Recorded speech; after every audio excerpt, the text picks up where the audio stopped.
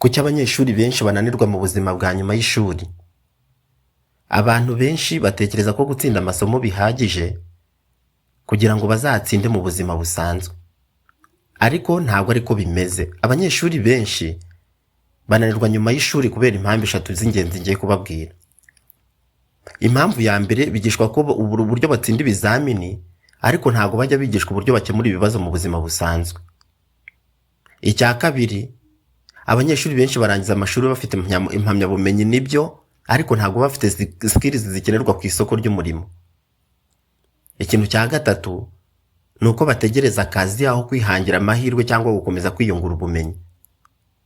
Mu buzima bw'iki gihe impamyabumenyi ni ingenzi nibyo, ariko kwiga ntabwo birangirira mu ishuri. Niba ushaka gutsinda nyuma y'ishuri, jya wiga skills nshya kandi wubake network y'abantu bafite intego, wige no gukemura ibibazo.